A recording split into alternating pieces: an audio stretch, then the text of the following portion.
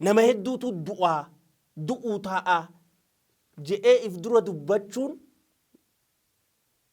staatiksii qabnu irratti hundooyne addunyaan akkatti jirtu ni beekama. Duutii yoo dhufte abbaan fadhee dhorkuu hin danda'u. Arraan tana bar Itaaliin dila namni irraa dhumu jiru kana hoogganaa Itaaliitiin miti fayyakamu jiru. Mootummaa miti. Dhibeen kun bakka irraa ka'e ni beekama. Akkatti addunyaa wal ga'e ni beekama. Yoo arraan tana biyya teenya keessaas waan mootummaan jettuu fi caasaan mootummaatii fi ogeeyyoonni fayyaa jiru kan hojiirra oolchine taate rakkoon nu mudattuuf akka biyyaatti miidhamna. Akka dhaabaattii fi akka mootummaatti miti. Akka ummataatti kan miidhamnu. Tun osoo beekamuu hokkora akkanaa kana hoggoo kaasu mootummaan maal calleetetti. Hay olaantummaan seeraa tun namuma qawwee dha'e qofaafi. Hay tun bar qawwee dha'uudhaa oli. Maal qabdamee yaadatan irra na gargaara? Toora kanatti wanni amma kaafte kun dhugaa. Namni dura jalqaba qabame irraa qabee an du'e hin jiru. Kan immoo achi keessaa fayyee as deebi'aa jiru.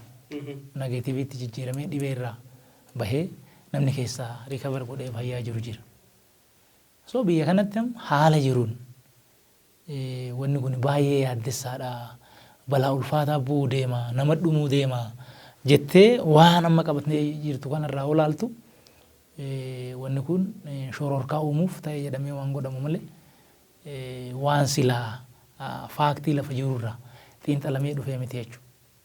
So waan kana namni ragaa sobaa, oduu sobaa, yaaddoo sobaa, sodaachisoo waan akkanaa kana uumee nama shororkeessuun of eeggadhaa wanni kun balaa hama. Nu miidhuu hin danda'a. Yoo eeggannoo goone rakkoon dhufuu hin danda'a. So of eeguu qabna. Waan ogeeyyiin fayyaa jedhan dhaggeeffannee waan san sirriitti raawwachuu qabna jedhanii wal gorsuun sirriidha dhugaa kun. Kana achi garuu haala jiru kana hoggaa laaltu balaa guddaa bu'uu deema namni dhumuuf deema wanni jedhan sun shororka. Sun waan seeratti nama gaafachiisu akka nama wannootitti ogeessa seeratittis yoo dubbii tana laaltu. Qaama nageenya qaama innuu gaafa rakkoo dhibee silaa irraa fayyuu danda'an kana miti. Rasaasa nama ajjeesu. Fanjii namatti darbamtu. Misaa'ela hunda gaafa waan akkanaatiin biyya irratti weerarri ka'e jala dhaabbatee ofii badee biyyaaf uummata baraaruuf kakatee hojii kana seene giloovii harkarraa dhabdee jirta yookaan immoo waa wayii dhabdee jirta. Dhibeen kun immoo serious as such nama ajjeeseyyuu biyya kanatti hin qabu. Sadarkaa kanatti waan kana fincilii mootummaa ka'ii jedhanii waanuma fe'eefu kanaafis haa ta'u waan biraatiif waraanni finciluu malaa jedhanii xiinxala akkasii kennuun fincilii jechuudha. Namni dhaga'u hin jiru baay'isoo. Ogeeyyiin fayyaa keenyas hin dhagahanii caasaan nageenyaa keenyas hin dhagahanii maaliifuu dirqama ofii beekanii gaafatama ofii beekanii seenaa ofii beekanii wanni kun akka darbus hin beekan. Kanaaf namni waan san dhaga'u hin jiru. Haa ta'u namni dhaga'uu dhabameeyyuu garuu haa ga'umna ofii namni waan kana gara fincilaatti gara jeequmsaatti warri silaa gaafatama fudhatee lubbuu uummataa baraaruu irra jiru. Kasanii kakatee achi jiru. Waan san dhiisaa hoggaa jiru. Ogeeyyii fayyaa amma yoo dhugaa dubbatte ogeeyyiin fayyaa gara nama 50 moo 70 kuubarraa itilii dhaquu hin beekamu. Biyya namni keessatti dhumaa jiru. Namoomarraa ka'ee achi dhaqaa jira namni. Namoomarraa. Ani dooktarri baay'ee as jira. Dhibeen as hin jiru. Garuu immoo ilma namaati ka achitti dhumaa jiru kun jedhee akka dirqama waraanaa yoo hundu yaaduu jedhee akkasitti deemaa ture. Na yaadadhaa bara iboolanii gara Afrikaa dhihaa kana keessatti ka'u asirraayyuu dirqama nama ergineera. Ogeeyyiin fayyaa Itoophiyaa deemaniiran. Ogeeyyiin fayyaa addunyaa achitti duulanii warri achitti du'an jiru. Warri lubbuun keessa ba'e. Warri dhibee san to'achuu irratti uummata achi jiru san baraaruu irratti dhaqee ofii fuudhee jira. So toora akkanaa keessatti ogeeyyiin fayyaa wareegama kaffalanii kutannoodhaan onneedhaan uummata baraaruuf akka kaka'an goota malee ati waan addunyaa irratti jiru namoomaaf deemaa lolaa jetta malee san dhiistee garana deebitee gilooviin qabdanii maaskiin qabdanii saayinataayizeriin hin jiru, wanni adda addaa alkooliin hin jiru. Kanaafuu tajaajilan kennina didaa fincila waan biraas achi jala oofuun kun yakka jechuudha. Yakka qofa odoo hin ta'in namooma dhabuullee mul'isa wanni kun. Namooma dhabuullee mul'isa. Jibbaa biyyaa mul'isa. Biyya hin jaalannaa biyya kana hin bokkifama. Garuu immoo wanni qabatamaadhaan gaafa lakkooftee argitu waan kana keessaa argitaa jechuudha. Uummata keenyatti illee namni hinataa hin saamaa hoggaa jedhan tokko uummata keenyaaf illee arrabsoodha uummata keenyaaf. Uummanni keenya gaafa beela'e akkanumatti baheetuma tokkummaa sadarkaa sanitti haga sadarkaa san dhaqqabutti bakka sanii dhaqqabaayyuu dhibeen sunu rakkoon sunu. Of course mootummaan toota illee hin cuufne manaa namni akka hin baane hin jenne. Social distancii haa eeggatu namni danda'u manaa haa oolu namni immoo manaa bahu walirraa fageenya barbaachisu eeggate gorsa ogeeyyiin seeraa ogeeyyiin fayyaa kennan kan dhaggeeffatee raawwachaa akkasitti waan nyaatus argachaa deemu. Oosanii olitti rakkoo ta'ee namni mana ooluuf dirqiin dhufes namni mana keessaa bahee warra waan kana dhibamuuf kenna amal mala baatee fan beektaa. Mana ofiitti jiraatan keessaa baanii kireeffatanii galanii koottaa asitti waan kana yaalaa namni jedhe. Namni hoteela ofii keessaa wannoo baasee asitti siree galchaati nama yaalaa jedhu. Biyya akkana keessa jiru kana keessatti uummata sadarkaa kana keessatti namni waliin qarqaaru soo namni hin beela'a beelan nama fixaa soo kanarraa ka'ee namni wal saama achi keessaa immoo aanee hokkara hamaatu ka'a jedhanii xiinxala akkanaa kennuun haala biyyi teenya keessa jiru haala uummata keenya haala caasaa nageenyaa keenya haala ogeeyyii fayyaa keenya wallaaluudha arrabsuudhalleedha. Kun sirriitti ilaalamuutu irreera. Yakkaanis immoo wanni kun waan nama gaafachiisu I think mootummaan waan kana ilaalaa ka jedhu yaadan qaba.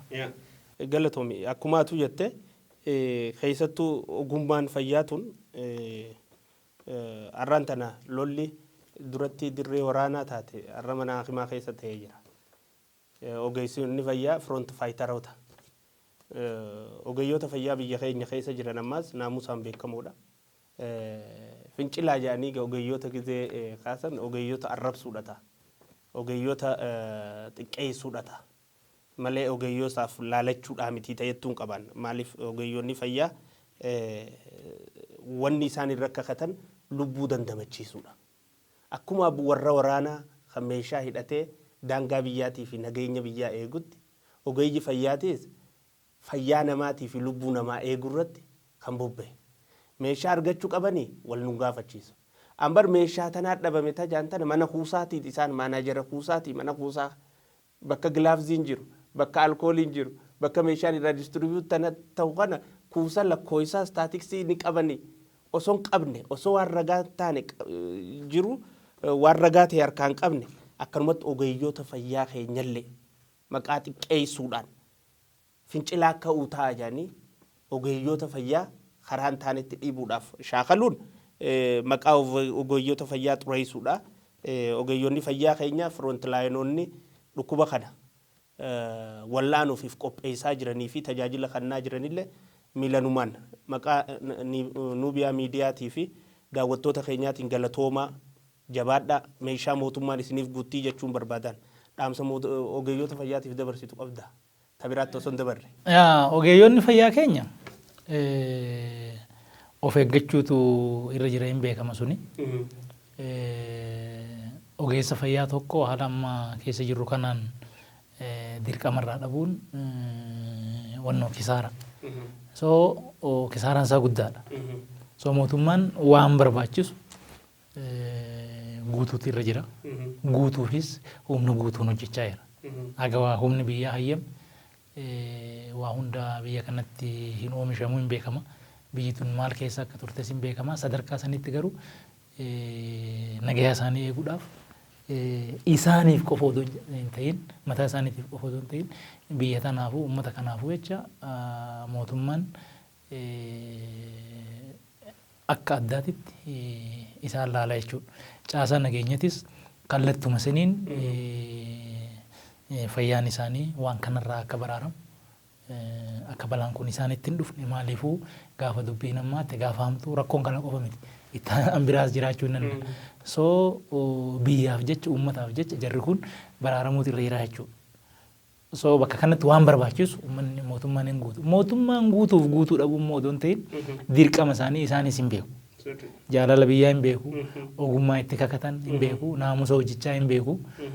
Abbaan fe'e waan achi bahee waa jedheef waan kana waan silaa itti kakatan san waan baratan sin dhiisanii waan hin malle keessa seenu ka jedhu yaadan qabu. Garuu amma ammaatittuu waan isaan gochaa jiran humna hin jirreen waliin gahanii halkanii guyyaa bahanii hojjechaa jiru of kennanii keessattuu kan naannoo keenya jiran ragaanan qaba karaa waajjira biiroo fayyaa oolanii bulanii riiba malee waan jiru sun to'achaa wal jajjabeessaa namas jabeessaa hojjechaa jiru. Kanaaf galata guddaadha ka qabu. Ammas karuma kanaan jabaatanii itti fufuu qabu. Innaa immoo wanna jabaachumati isaan irra jira barsiisuus qabu. Kana wannan jedhu jechuudha. Ulfaadhu tabiraat dabarra marii teenya tallamadaatti gargaarsaan wal qabatee mootummaa kana gargaaruu irratti qaamonni biyya keessaa fi biyya alaatirraa mootummaa tana gargaaruu cinaa dhaabbachaa jiran. Akkuma reefu atuu silaa soo keessattuu ta'e abbootiin qabeenyaa haga mana isaanii irraa bahanii mana kireeffatanii mana kannu kaanis maallaqaan gargaaruu kaanis waan danda'uun gargaaruu waan garaagaraatiin gargaaraa jiran.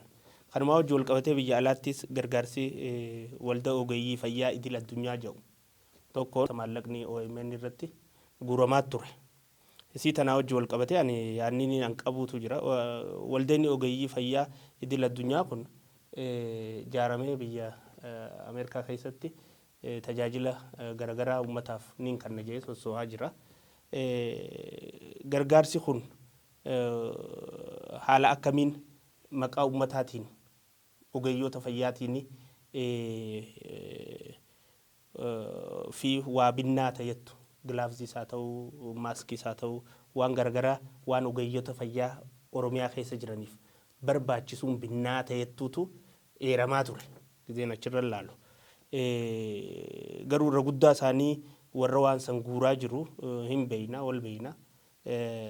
Amma dura gaafa uummanni keenya Somaalee irraa buqqeen wajji wal qabsiisuun barbaada.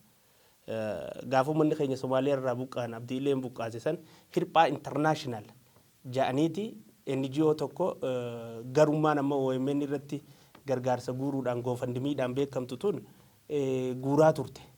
Hirphaa international sanii maallaqa guuran achi buutee miila bakar godhan hin dhabamsiisan. Jerikaana hanga tokko karaa fadiis kanatti fi firaasha hanga tokko karaa fadiis kana geessan malee waa takka maallaqa san dila doolaara guurrame san karaa kana kuchiisanii karaa san hin beeknu. Warruma amma mootummaa irratti meeshaa hataa poolisni fincilaa raayyaan wanta ta'a ogeeyyiin fincilaa ja'uma kanaatu warruma eda guuru kanaatu gaafa sirbaa international jee uummata keenyaaf guuree liqimse. Laata kanaas ni liqimsuuf taa'ammoo akka jaaniin mootummaa naannoo Oromiyaatii hojii jarri kun wal qunnamee karaa biiroo fayyaa mootummaa naannoo Oromiyaatiin waan ogeeyyii fayyaa naannoo Oromiyaatiif barbaadu gumaachuuf ta'anii ta'ettu shakkii qabaan. Maaliif hirphaa international qofa osoo hin ta'in woman maarree woman sinqee woman association maarree jaanii maqaa garaagaraa maadheen shaneetuun jaartee deemtiin. Garee shaneetu waa jaara akka wantaatti dafanii waa jaaran association adda addaa kana garee shanee jaaree deeman akka jirutti hirphaa internationalis garee shaneen jaare. Ogeeyyoota fayyaa ka jedhu kanaas garee shaneeti akka keessa jirutti. Sinqee ka jedhu kanaas garee shanee jaare. Wahuma jaarmee maqaa Oromootiin sosoo association haa ta'u waan fadhee haa ta'u warri jaaree sosoo shaneedha. Ibeeyna wal beeyna. Isaan kun duuba akkuma jedhanii waan kana achiin gahu taa'ammoo akkamii ta'ettuun shakkii qaban. Maaliif hirphaa international irratti agarree jirra amma durallee komannee turre. Isii tana irratti mee yaada maal qabda? Wanni tun hundee irraa jallattuudha. Hundee irraa wanni jallise maali? Amma wanni ati maqaa dhahaa dhufte kun wanni akka shanee jedhan kun waan Oromoo jedhan kan ol fuudhee hin dhaadhessa. Wanni akka biraandii nagadaati malee uummata kanaaf sumunii tokko dhimmuun hin jiru jechuudha. Hayyama daldalaa godhatanitti yaa. Hayyama daldalaati, biraandii daldalaati, annagadaati. Yaa. San qofa odoo hin ta'in amma maqaa qabsoo kanaan horiin Oromoo faa darbuudhee biyya Arabaa kanatti, biyya Faranjii kanatti waan adda addaa rakkatee warra kanatti walitti qabu. Qawwee binnaa waan akkanaa binnaa maal jechaa ofii isaaniitii bakka adda addaatitti riil isteetii taaworii dhedheeraa biizinesii adda addaa ijaarrachaa turan jechuudha. So wanni nagada qabsoo tanallee maquma isiiti malee namuma kana namuma beenaa asirraan jechaa han birrii namarraa fuudhan qofa otoo hin ta'in nama kanallee gurguranii birriin qabsiisaa waayan. So wanni bakka san jiru maqaan Oromoo nagada jechuudha jetti. Gaafa ammoo waan kanaan horii guuran duraan qabsoo jedhanii qabsoo saniin gaafa ta'uu didduu waan akka hirphaa teettuu kun dhufees bahee gaafa rakkoo wayii uumame rakkoo barbaadu warri beeki rakkoo barbaadu kiraayisiisiin akka gaafa Oromoon abdiileen buqqiseessan Somaalee buqqiseen jennu Somaalee abdiileen akka buqqise. Bakka biraatittis karaa Beenishangul kanas rakkoon akkasii bakka wayititti rakkoon kana barbaadu warri. Gaafa rakkoon akkanaa ka'u quuqamni uummanni quuqamaan uummanni fayyaalessi guute addunyaa kanarra an Oromoo dhuguma mararfatu. Ammoo ka gurmaa'ee jiru garee hannaati. Waan kana laalaniit karaa kamiinoo baane biizinesiin keessaa bu'aa argan dhufaa ka jedhu laalanii dhufu jechuudha. So akkasii waa walii guuranii liqimsaa dhufatu. Amma dhaabbanni amma jettu kun ogeeyyii fayyaa idil addunyaa Oromiyaa ka jedhu kun mee karaa kamiin mootummaa Oromiyaatiin yookaan mootummaa Itoophiyaatiin walitti dhufu. Xiinxala isaan kennaa jiran waan isaan feesbuuk irra barreessan waa hunda mootummaa kan akka mootummaa abbaa irreetitti akka mootummaa abadan hin taanetti kan isaan dubbatan. So qilleensarraa darbaniit akkasitti fuudhanii dhufanii keellaa fayyaa keessa buusumoo mee hariirummaan isaan mootummaa naannoo Oromiyaa wajjin qaban maali? Bakka kamitti dhufanii giloovii tokko kennan? Bakka kamitti dhufanii maaskii tokko kennan? Eessatti dhufanii saanitaayizara tokko keellaa fayyaa yookaan buufata fayyaa yookaan hospitaalaa kennan? Karaa kamiin akkamitti? Wanni kijiba jechuudha. Maalinni jeeqamni tun durattuu dhibeen kun akkaataa itti xiinxalamaa jirus namni paaniik akka ta'u nama ala jiru sun nama as jiru odoo hin ta'in namni akka baay'ee rifatu bakka namni lafarraa baduuf deema Oromoon baduuf deema namni Oromoo jaallatu jira dhuguma onnee irraa ka jaallatu baay'een akkas hattuun baay'ee muraasa so hattuu muraasi kun maal godha waan kana beekaa ooyisa jechuudha dur gaafa namni dhaqee qalbiin isaa sadarkaa sanitti sadarkaa sodaatti sadarkaa yaaddootti ga'e in qarqaarraa koottaa'edha. Yeroo sanitti ati raashinaalii warri kun kaleellee naa teettee yaadattu jechuudha. Kaleena goyyomsillee hin jettu. Sanqaata kuttee amma waan har'aa irratti qalbiin si jirti waan qabdu ittuma kennita jechuudha. Inni waan hoggaasa waan sana ho'isee isii butatee achi booda immoo isii qadaadee ammallee immoo jeeqama biraa amma yaaddoon biraa ammas yeroo biraa akka dhufu eega jechuudha. Gaafa karaan ati dammaqxeetu warri sun naa ta'ee wettu hin jiru wanni isaan barbaadan. Jeeqama tokkorraa jeeqama biraatitti odoo ati boqonnaan argatis si ceesisu. Mata duree haaraa uumu ati kaan karaa yaadattuu hin qabdu. Ati kaan karaa yaadattuu hin qabdu waan kalee ta'e karaa yaadattuu hin qabdu.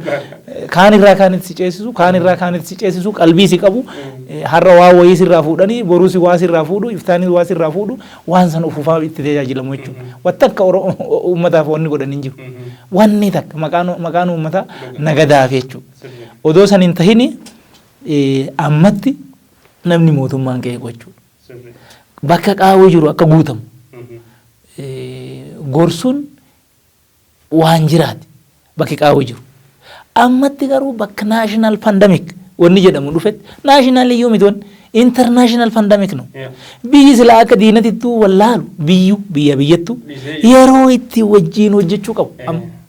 Yeroo itti wajjin hojjechuu qabu maaliifuu wanni kun daangaan isan dhoowwu. Wanni kun ittisi misaayilaa isan dhoowwu dhibee kana. So yeroo akkanaa keessatti namni ija walitti baasu namni halkanii guyyaa si abaaruutti oolu mootummaan akka jigu xiinxalaa jeeqamaan kennu kun uummataaf marartee wayituun qabu maqaa uummataa ittiin nagada. Jeeqamni kun immoo kana caalaa akka oo odoo amma duuti wahii dhagayamte jaraa fi gabaan ooyite beek. Odoo wanni wahii ta'e jechuudha. Amma namni fayyee yoo ta'in kan isaan wannoo jedhu dheengadda qorichi argame jennaan akkam qorichi argamaa jedhanii uuu jedhan hin beektati.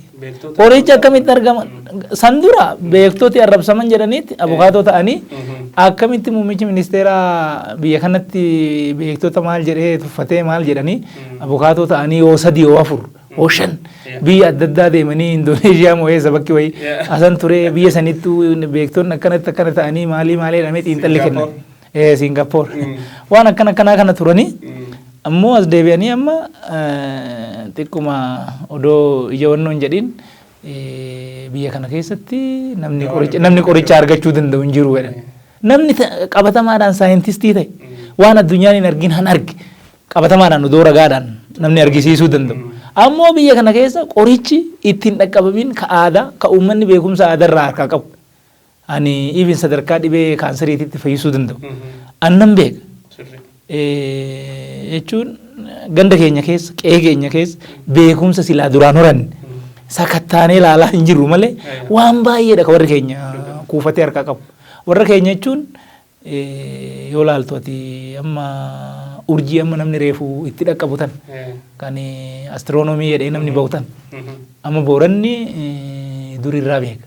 Yoom roobaa yoom caamaa yoom hongeen bu'aa hin beeka. Eessa laalee akkanumatti asuma taa'ee itti bira iyyuu dhaqeeti miti akka jarri bira dhaqee ilaalu kan nami asuma taa'ee ilaalee urjiin garamitti sadarkaa kanatti uummata qaroomaadha uummanni. Uummanni kuush immoo uummata qaroominni dura irraa ka'e. So qaroominni kun hunda hammata. Qaroominni gama fayyaa jira.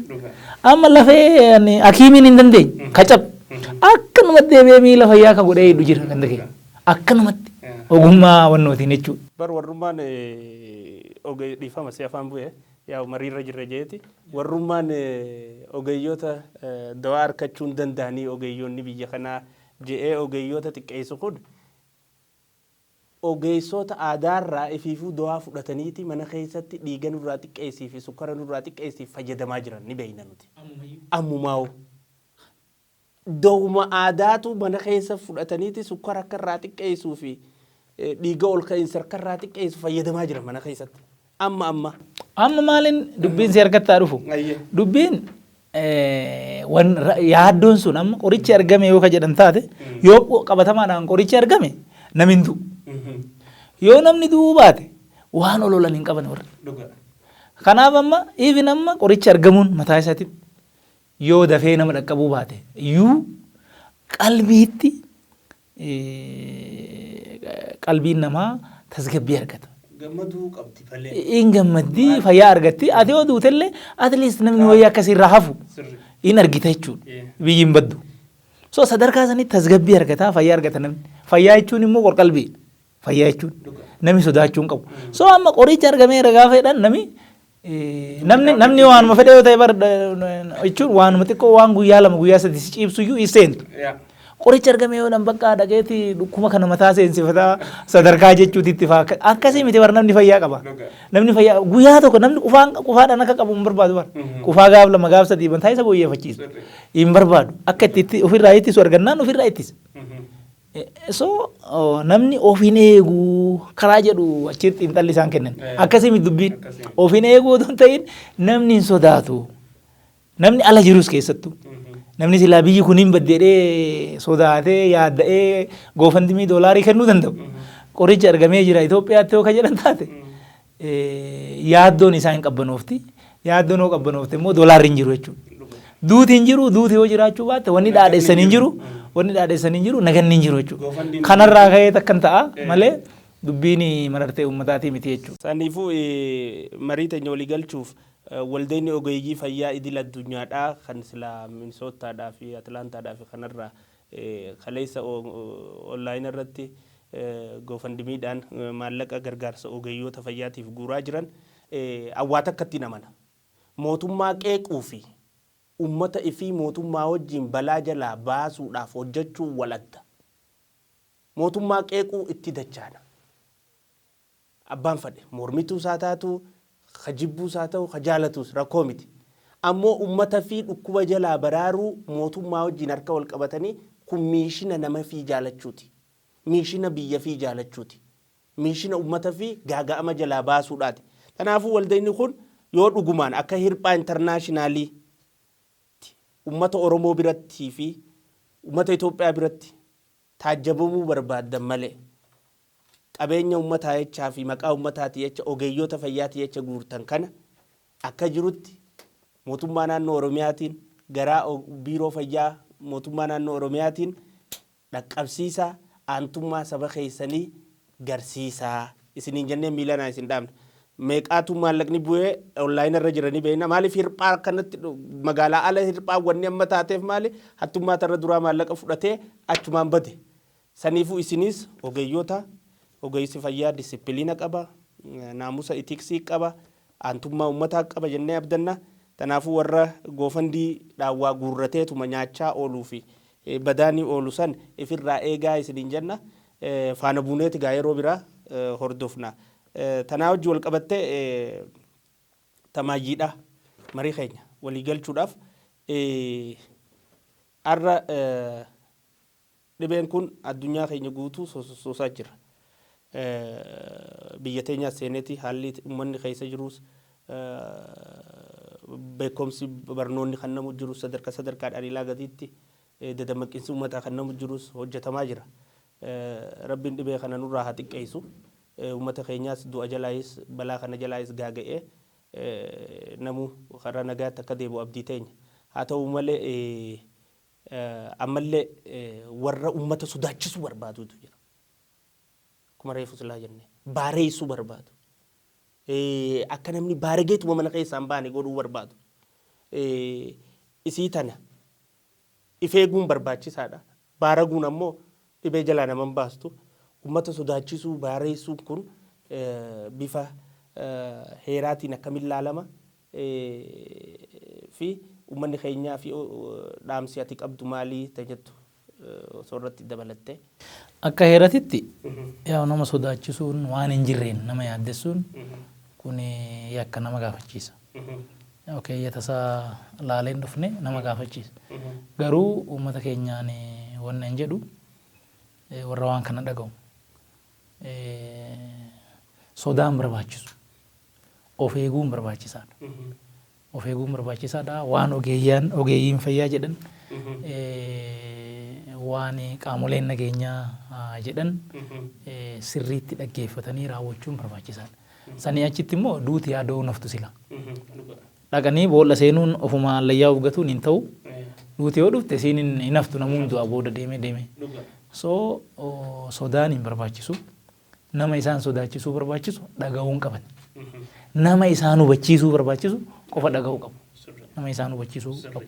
Dhibeen kun hamaadha. Hamaa yaa ta'u malee immoo waan fayyuu hin dandeenye illee miti hin fayyi.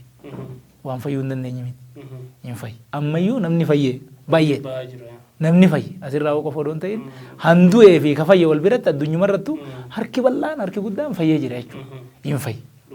Biyya keenyattis fayyaa jira. So dhibee kanaan qabamu jechuun du'uu jechuu miti.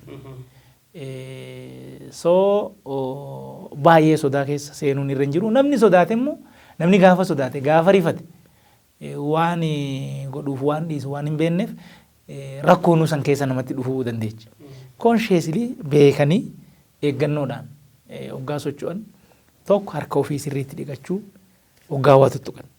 Odoo harka hin dhiqatin waa nyaachuu, odoo harka hin dhiqatin fuula ofii funyaan ofii tuquu dhiisuutu irra jira. Lammaffaa fageenya karaa irratti bakka adda addaatitti barbaachisu fageenya san eeganii dhaabbachuun eeganii mannoo jechuun hin barbaachisa. Gaafa qufa'an akka ogeeyyiin fayyaa jedhuun yoo attifatan yoo qufa'an akkanumatti qilleensa irratti gochuun irra hin jiru akka inni faca'ee nama biraa wannoo hin jennu. Wannuma biraatiif boruufu aadafu waa wahii yoo wannoo qabaatan sooftii yoo qabaatan yoo maharraboonni jedhamu fa'aa jira turi isii akkana qabatanii harkarraa himit actually harkarra yoo dhufe rakkoo waan ta'uuf akkana toora kanatti attifachuu qufa'uu hin barbaachisa akka namatti hin faca'an. Kanaa achi immoo harka wal qabuun barbaachisu.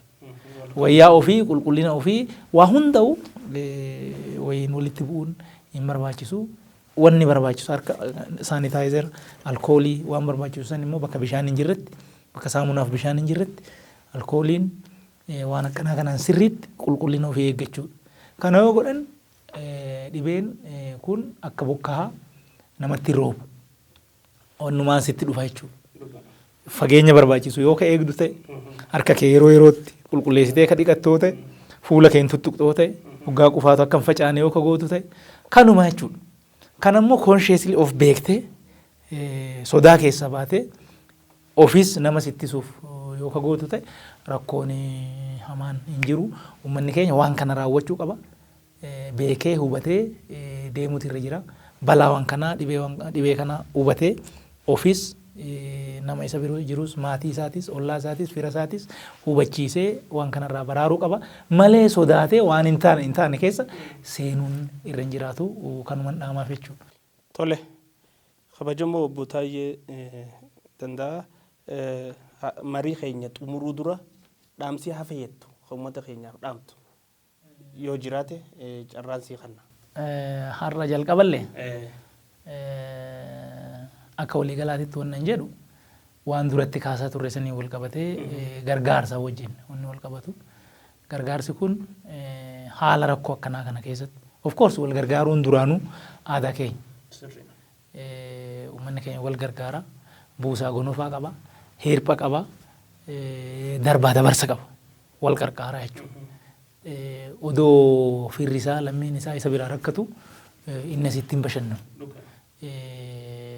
Aannan akkatti ilmoo reefu dhalate kan warra aannan hin qabneetiif itti kennu qaba.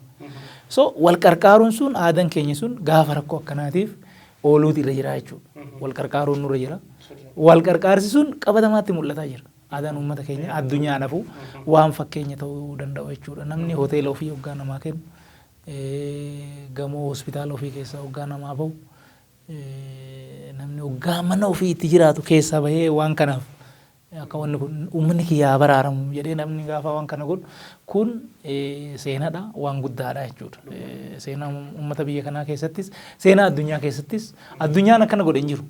By the way Itoophiyaa keessatti kun ta'u jiru. Humni keenya waan beennuuf hoo walitti dabalamne akka muummichi ministeeraa jedhe yoo ida'amne yoo wal qarqaarre beekumsa keenya yoo walitti baafne qabeenya qabnu yoo walitti baafne humna qabnu yoo walitti baafne rakkoon nuyi immoo hin jiru jechuudha. Wal qarqaaruun duruu aadaa keenya ida'amuu jechuunis kanuma. Wal qarqaarree rakkoo akka qe'eetti qabnus rakkoo akka biyyaatti qabnus wal taanee humna keenya jabeeffannee injifachuutu nurra jira. Qarqaarsi sun jabaachuutu irra jira. Garuu immoo warri maqaa uummataatiin nagadu wanni kun faallaa aadaa keenyati. Kijibuun aadaa keenya miti. Uummanni keenya akka tirastii walirratti hin qaban, akka amantii walirratti hin qaban, uummata diiguudha. Aadaa uummataa safuu uummataa duudhaa uummataa cabsuudha. Waan akkanaa kanarraa of eegaa jennaani kanuman jedha jechuudha. Ulfaadhu dhugaadha uummanni keenya uummata rakkoo hunda keessatti wal cinaa dhaabbatu. Guyyaan hamaan kunis ni dabra. Balaan dhufte tunis ni dabarti. Kanaafuu uummanni keenya keessaa fi alaa xiqqoo qabnu wal cinaa dhaabbachuudhaan dhaamsa muummicha ministeeraarraa eegalee sadarkaa gatiitti hooggantoota mootummaatiin hooggantoota sadarkaa jiranii hundaan kennamu ogeeyyoota fayyaatiin kennamu hunda hordofuudhaan of eeggannoo goonu hunda godhuudhaan dhukkuba kana yeroo gabaabaa keessatti irraa ittisnee gara nageenya keenya akka deebinu taasisuun dirqama lammii hundaati. Obbo kabajamoo obbo Taayyee Danda'a Nuubiyaa miidiyaa Nuubiyaa keenya kanarratti mariidhaaf keessummaa jalqabaa nuu taatee nuu dhiyaachuu keetiif nama akkaan jaalannu nama dhugaa irratti ejjennoo qabu nama daddaayne nama xawalwaallummaa hin qabne nama haqa ta'uus haqa sanirraa itti wareegama malee booda hin deebine akkana dhuftee mariinaa wajjin godhuu keetiif guddaan si galatoomfadha. Harka wal fuudhuun gaaftee jirti. Ayyee harka wal fuudhuun haftee jirti. Dhumarratti ani illee waan jedhu qaba. Miidiyaan teessan tuni waggaa beeksistan argee jira. Miidiyaa haqaa jettan. Haqi waan guddaa. Rakkoo baay'ee haqatu fura. Rakkoo baay'ee kadhalullee jallina haqaati. Kanaaf abbaan fedhe waan biraa jechuu danda'a. Dhugaa irraan dabina. Dhugaa ifa baasa. Kijiba saaxila. Kana gochaa akka itti fuftanii abdiin qaba. Naaf eeruu keessaniif ulfaadha. Galatooma egaa daawwattoota keenya turtii lammaa nu wajji turtaniin marii gaggeessinee kabajamoo obbo Taayyee Danda'a wajjin marii keenyarraa barnoota guddaa akka fudhattan abdii qabna. Sagantaa biraatiin hanga walitti dachaanu turtii gaarii isiniin jee teknishaana keenyaa fi warra kaameeraa laayitii fi kana hunda nu qindeessaa jiranii wajjin ulfaadhaan isiniin jaa Anangaasa Ahmad Ibrahimi guyyaa gaarii qabaadha.